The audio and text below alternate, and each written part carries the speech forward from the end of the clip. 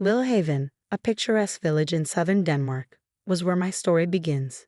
Known for its cobblestone streets and colorful houses overlooking the harbor, it was the kind of place where time moved slower, where people waved at you whether they knew you or not.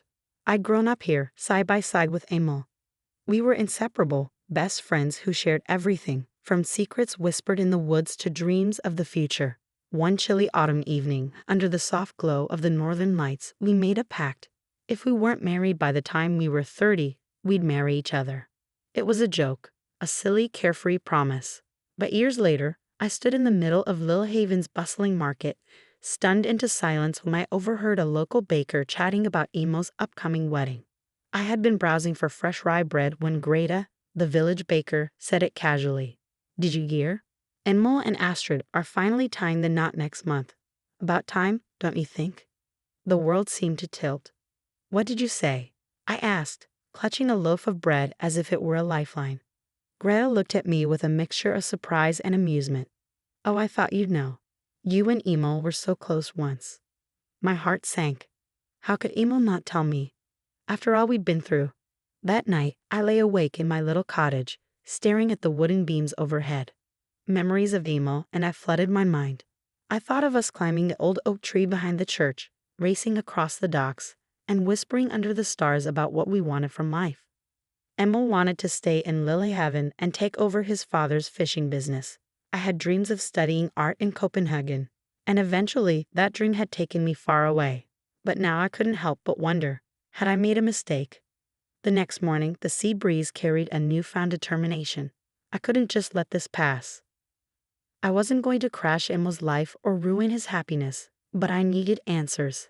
I needed to know why he hadn't told me and why I felt this surge of jealousy when I imagined him with Astrid, a woman I barely knew. Emil was at the boatyard when I found him, his sleeves rolled up as he worked on repairing a small fishing boat. The familiar smell of salt and wood varnish filled the air. "Lena," he said, surprise flashing across his face. "I didn't expect to see you here." I crossed my arms. "I just heard about your wedding." Care to explain why I had to hear it from Greta? He wiped his hands on a rag, avoiding my gaze. "I meant to tell you, it's just, things happened so quickly." I laughed, but it came out bitter. "Quickly? You've known Astrid for years." Emil sighed, his shoulders slumping. "It's not like that, Lena. I didn't know how to tell you. I didn't want to hurt you." Later that day, I met Astrid. She was everything I wasn't, graceful, poised, and effortlessly beautiful. She had this air of calm that made me feel like a whirlwind in comparison. "Lena, I've heard so much about you," she said with a warm smile. I forced a smile back. "All good things, I hope."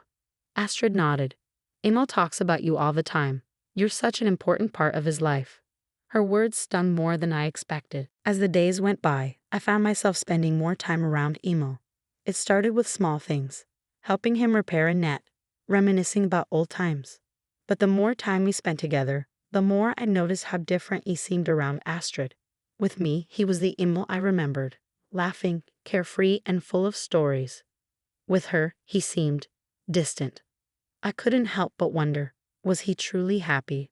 One evening, Emil and I sat by the harbor, watching the sun dip below the horizon. The water shimmered with shades of gold and pink, and for a moment, it felt like no time had passed. "Do you ever think about the promise we made?" I asked quietly. He glanced at me, his expression unreadable. "Sometimes. But things are different now, Lena." I took a deep breath. "Are they? Or are we just pretending they are?" Emil looked away, his jaw tightening. "This isn't fair to Astrid, or to you." The morning of the wedding arrived, and Lillehaven buzzed with excitement. The church was decorated with wildflowers, and Astrid looked like a vision in her lace gown. But Emil, he looked torn. When the minister asked if anyone objected, I felt my heart race. I could see the conflict in Emil's eyes, but I stayed silent. It wasn't my place. After the ceremony, I found Emil standing alone by the water, the wind ruffling his hair. "I'm sorry, Lena," he said softly, "for everything." I nodded, tears stinging my eyes. "I just want you to be happy, Emil. That's all I've ever wanted." He reached for my hand, squeezing it gently. "You'll always be important to me." As I walked away, I felt a strange sense of peace. Lillehaven had been my home, my anchor, but now it was time to let go. Sometimes love means holding on, but sometimes it means knowing when to walk away. Ready to improve your English in a fun and engaging way? Start learning through stories today.